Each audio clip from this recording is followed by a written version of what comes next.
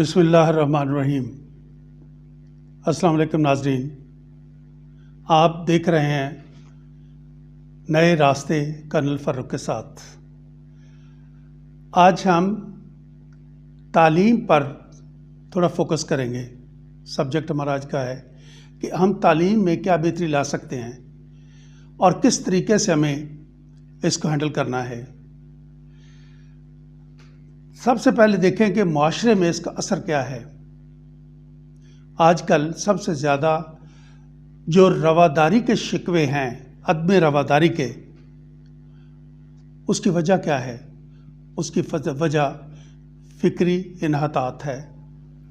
यानी सोचों में इतनी मनफियत आ गई है, मनफी रुझानात आ गए हैं कि वो सियासी हो, मजहबी हो, अखलाकी हो, मुआशरती हो, कुछ भी हो, समाजी हो, हर जगह पर नेगेटिविटी। और उसके साथ फिर साफ ज़ाहिर है वो जो तराजू इंसाफ का है या आपस में रवादारी का तराजू है वो डोल जाता है।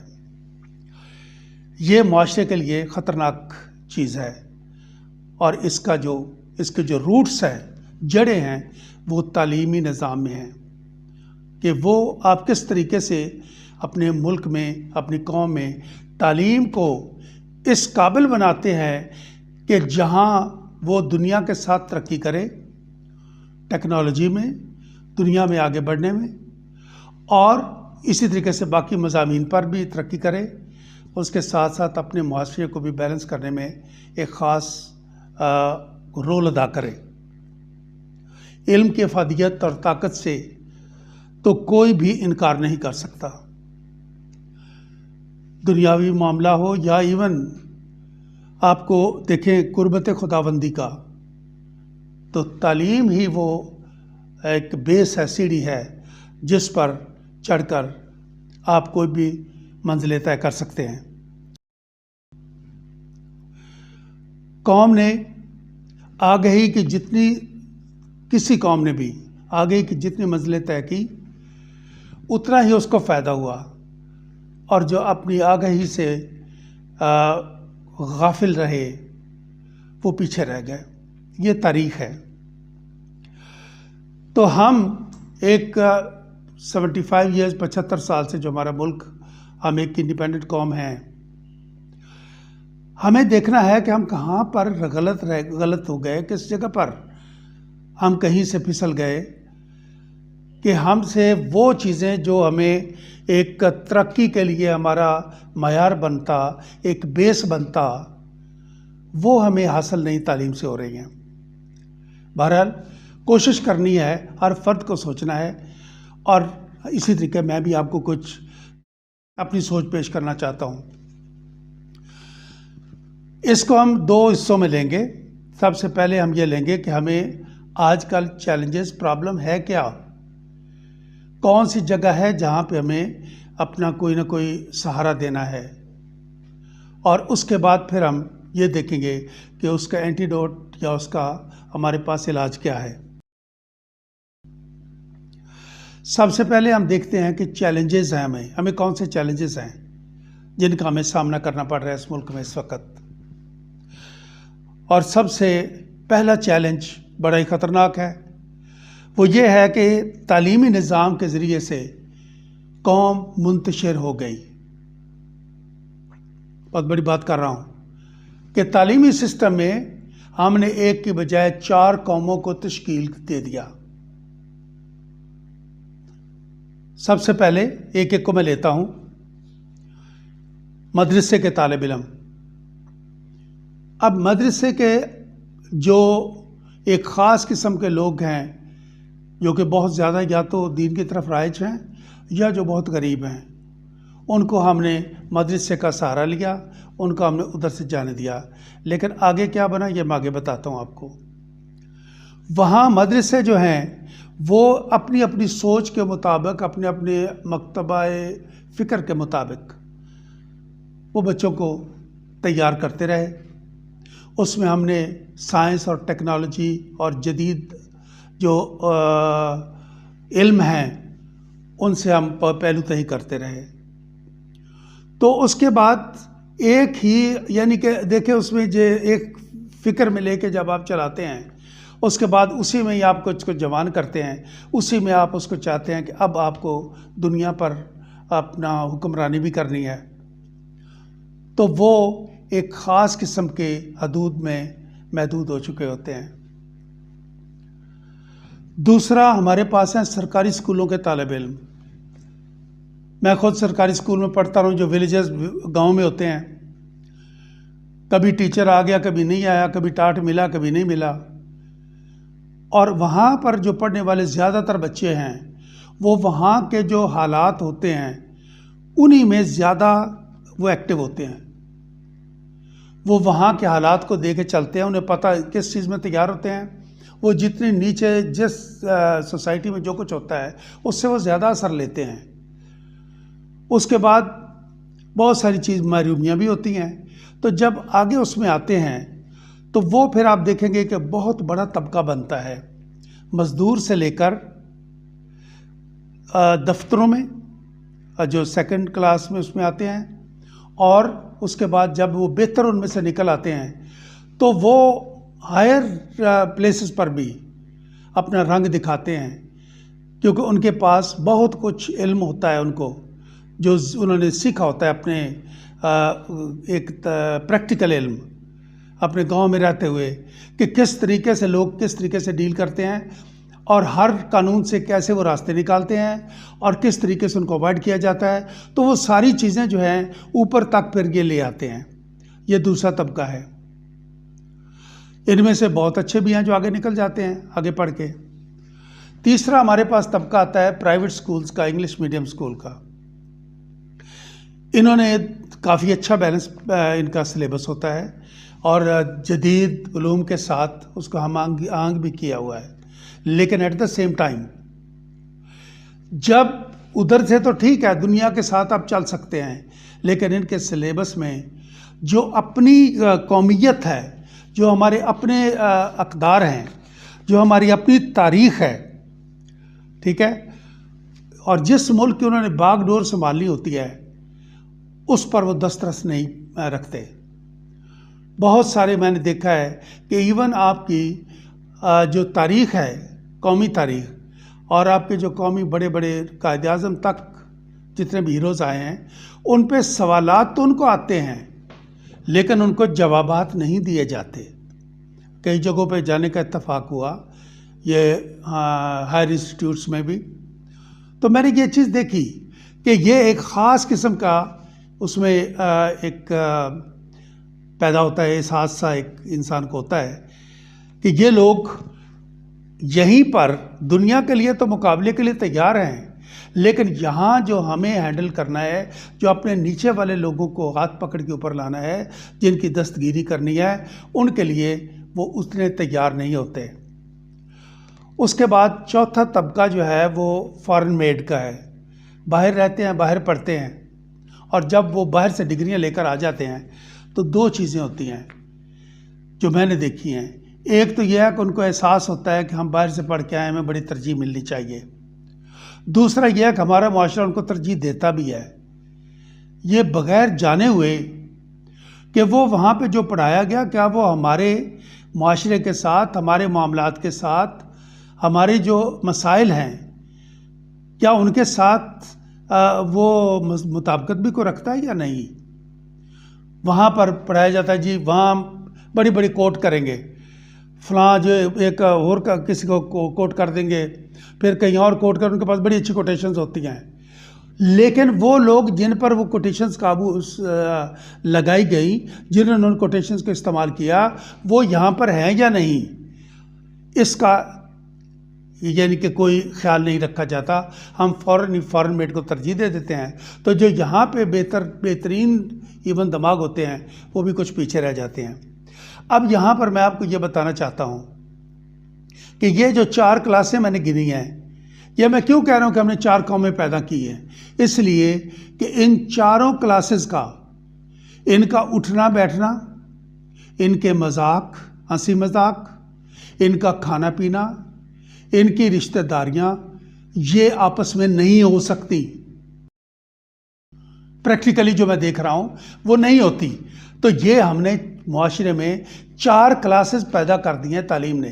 तालीम का काम है कि एक तरीके से सबको मुजतमे करना, जबकि हमने क्या किया कि 4 सिस्टम का राइज करके मुंतशिर कर दिया अपने लोगों को। फिर हम कहते हैं कि जी कौम में यकजहती नहीं आ रही, उसकी बुनियादी वजह हमारा ये मुंतशिर करना है। हम इनको इकट्ठा करने के लिए भी सोचेंगे। पहला चैलेंज तो मैंने कहा हमारा ये है कि हम तकसीम कर बैठे हैं। दूसरा चैलेंज ये है कि हमारा निज़ाम तालीम जो है यह बेसिमत है। जब हम बच्चे थे तो ये होता था कि जी फलां हमारे मास्टर बच्चे की 3 साल उम्र ज़्यादा लिख देते थे कि जी ये जब मैट्रिक करेगा तो नौकरी इसको नहीं मिलेगी अगर ये 15 साल का मैट्रिक कर गया तो। यानी ये उनका सोच थी और घर वाले तकसीम कबूल करते थे। फिर ये था कि जी पढ़ के नौकरी लेनी है। और पहला सवाल जो मैं वो कर रहा हूँ जो पिछले माहौल का था, उसके बाद ये होता था कि बहुत सारी चीज़ें जो कि इल्लीगल हैं उनको एक्सेप्ट किया जाता था। और आज कुछ ज़रा तरीका बदल गया, वरना वही चीज़ें आज भी चल रही हैं। तो हमारा जो सिमत है तालीम की, उसको हमने तयन नहीं किया। आप मुझे बता दें, कोई किसी ने देखा है कि हमारा कौमी मकसद क्या है तालीम का? कौमी मकसद किसी ने देखा तो मुझे बता दे। लिखा हुआ 75 साल गुजर गए हैं, हम जिस तरह चल रहे हैं इनमें क्या होता है, अब हमारे नीचे से एक मेहनत करता हुआ बच्चा आता है और उधर से एक थोड़ा सा इंग्लिश में बेहतर आ जाता है, बेहतर तालीम करके आ जाता है, तो वो सारी ज़िंदगी अफसर के कैडर में चला जाता है। और जो यहाँ की मेहनत करने वाला है, लैंग्वेज की वजह से या अपने उन एक्सपोजर की वजह से, वो सारी ज़िंदगी महरूम तबकात में अपनी ज़िंदगी बसर करता है। हालांकि उसका भी जो वतनीयत है, हुब्बुल वतनी है, वो किसी तरह भी कम नहीं होती। तो अब जब हम सिमत का तयन करते हैं तो पूछते हैं, तो सवाल उठता है कि हम क्या चाहते क्या हैं। सिमत का तयन में ये होता है ना कि मैं तभी सिमत का तयन कर सकता हूँ मैंने किधर जाना है, जब मैं ये हो कि मैं चाहता क्या हूँ, कहाँ जाना है। तो हमारा मकसद सिमत हमें तयन अगर करें, हम चाहते ये हैं कि एक ऐसी कौम तैयार की जाए जिसके बच्चे बिला तफरीक एक ऐसे माहौल में परवरिश पाएं जहां सोसाइटी मरबूत और कानून की बालादस्ती हो। अब ये हम लोगों पर बहुत बड़ा रिस्पॉन्सिबिलिटी आयद होती है। एक बच्चा देखता है कि कानून की बालादस्ती है और सोसाइटी मरबूत है, तो उसकी उठान और होगी। और एक बच्चा देखता है कि कानून भी फ्लाउट हो रहा है और फोर्स भी यूज़ हो रही है और कहीं किसी के साथ ज़्यादती हो रही है, लेन देन में प्रॉब्लम हो रहा है, I don't want to count all, हमें पता है। तो वो जो है उस सिलसिले में वो उसकी तालीम जो है वो सिर्फ फिर किताबों तक रह जाती है, उसकी तरबियत के साथ हम आगे नहीं होती। फिर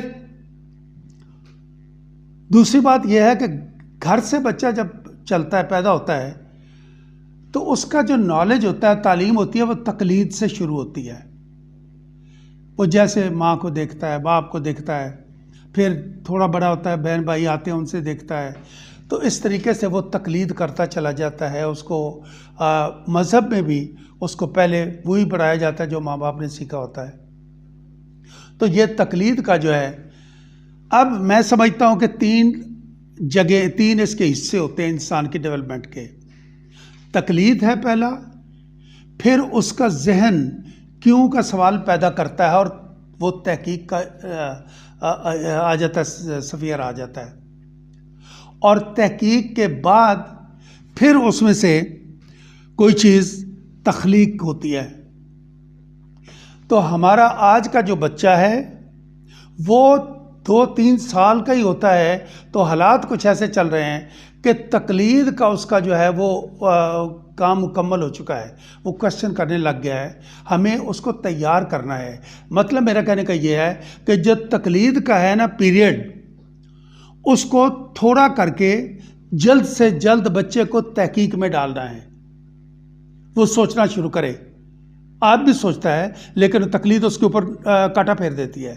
तो मेरा मकसद कहने का ये था कि तकलीद का पीरियड अगर बहुत लंबा हो तो इंसान रुक जाता है, उसकी ग्रोथ, महकूम होने की उसकी आदत पड़ जाती है कि हुक्म आएगा तो ओबे करेंगे। तो इस तरीके से जो तख्लीक का ख्याल है वो उसके जहन में आता ही नहीं। अब आप देखें इन दिनों में बच्चे नई नई चीज़ें पैदा कर रहे हैं, नहीं उनको मिलता, कभी पानी से चला लेते हैं, गाड़ी बना लेते हैं, कभी कुछ और कर लेते हैं, कभी जहाज़ बना लिया। ये क्या चीज़ है? ये है कि वो जब तहकीक में चले गए तो तख्लीक का उनको शौक़ पैदा होता है। हमने अपने निज़ाम तालीम में तकलीद को बहुत ज़्यादा टाइम दिया हुआ है। तहकीक को जब तहकीक में आते हैं तो वहाँ हमें गाइडेंस सही नहीं मिलती, और जब गाइडेंस सही नहीं मिलती तो तख्लीक उसके मुताबिक ही होगी, ना होने के बराबर। इजादात जो होती हैं या किसी तरीके से भी जो हम अपने लिए भी कुछ डेवलप करें, सोशल साइंसेस में भी, तो उसके भी कोई ख़ास चीज़ नहीं आ रही। हमेशा ये आता जी फ़लाँ वक़्त में ये हुआ था, फ़लाँ वक़्त ये हुआ, कोई कहानी कोई रवायत, उन्हीं पे चल रहे हैं। दैट मीन्स तकलीद। मैं कहता हूँ तहकीक में डालें बच्चे को, और तकलीद इसके बाद फिर तहकीक में तहकीक में जब चला जाएगा तो उसमें तख्लीक का शौक़ पैदा होगा। एक और बात यह है कि कौमी यकजहती का जो माहौल पैदा करना है, उन्हीं बातों पे उनको तालीम देनी चाहिए जो हर तफर्रके से पाक हो। कौमी यकजहती के लिए अगर ग्रो करना है हमें चाहिए ना, तो हमें बेसिक तालीम ऐसी उठानी चाहिए जिसमें डिवीजन ना हो, तफर्रके ना हो, फिर मज़हब की तरफ आए तो फ़िरक़ों का वो नहीं। जो चीज़ें तमाम फ़िरक़े एक्सेप्ट करते हैं वो है मामूलात ज़िंदगी, वो है बाकी जो चीज़ें डे टू डे आपका वर्किंग है उसके साथ है, किसी को इख्तलाफ नहीं है, हकूक़ुल इबाद पे किसी को इख्तलाफ नहीं है। तो हम पहले दिन से ही ऐसा माहौल पैदा करें कि वो तमाम चीज़ें जो कि नॉन कंट्रोवर्शियल हैं वो बच्चे को पहले दी जाएं, पढ़ाई जाएं, ताकि वो चारों के चारों एक ही जगह पर इकट्ठे हों। जो चार मैंने सेगमेंट ऑफ सोसाइटी कहा था वो इकट्ठे ही बड़े और जवान हों। उसके बाद अपनी तहकीक और अपनी तख्लीक से वो अपने लिए कोई भी रास्ता मुंतखब कर सकते हैं। फिर उसके बाद कुछ जदीद अलूम हैं जिनको पहले से जारी कर देना चाहिए हमें, और वो हमें एहसास दिलाते हैं कि हमने कहाँ तक जाना है, टारगेट हमारा क्या होगा। ठीक है, मसलन आज ख़बर भी बच्चे ने सुननी है तो उसको जोग्राफिया तकरीबन उसको एक नज़र आना चाहिए, पता होना चाहिए। फिर इस तरीके से आईटी में तो खैर बच्चे चूँकि ख़ुद खेल वेल में पढ़ के वो काफ़ी सारा अच्छा कर रहे हैं, वहाँ पर हमें बेहतर करने की ज़रूरत इसलिए है कि वो अच्छा कर रहे हैं या बुरा कर रहे हैं, क्योंकि दोनों चीज़ें ये नेट पे मौजूद हैं। जो बच्चों और ख़ास तौर पर बच्चे उस तरफ जो है ना खेल में जिसमें वक्त ज़ाया करें, माइंड डेवलप होता है जिसमें उसके लिए डिफाइंस के लिए, ताकत के इस्तेमाल के लिए उन चीज़ों को बिला वजह कर उनके अभी हमें बहुत सारा कुछ करना है। ये तालीमी सिस्टम के लिए जो इससे मुंसलिक लोग हैं इनको माहिरीन नफ्सियात के साथ बिठाकर कौमी नफ्सियात को साथ इकट्ठे करके एक ऐसा वो शोबा होना चाहिए जिसमें बच्चों की तमाम टेक्स्ट बुक्स उस नफ्सियाती अदारे से वहाँ से निकलें, वहाँ से अप्रूव होकर निकलें। और इसके लिए हमें ज़रूरत बहुत है, क्योंकि ये बाकी जो चीज़ें हैं जिस तरीके से काम चल रहा है ये हमारी कौम को ये इस तरह की उठान नहीं दे सकता। तीसरा चैलेंज ये है कि हमने दुनियावी और दीनी उलूम को एक दूसरे के सामने ला के खड़ा कर दिया हुआ है, यानी ये दीनी है और ये दुनियावी है। हालांकि हमारे दीन ने तो कहा था कि इल्म बहुत वसी है, इल्म हासिल करो चाहे कहीं भी जाना पड़े। फिर यानी कि जो कैदियों को रिहा कर दिया जाता था, जो अनपढ़ों को तालीम दे जाते थे। इतना था हमारे रसूल पाक सल्लल्लाहु अलैहि वसल्लम के वक्त में, जो एक हमें मिलता है, गाइडलाइन मिलती है। हमारे मज़हब में तालीम हर चीज़ शामिल है, कहीं रुकावट नहीं हमारा मज़हब डालता। और दुनिया के मज़हब बात यह है कि दुनिया के तमाम गुड लॉज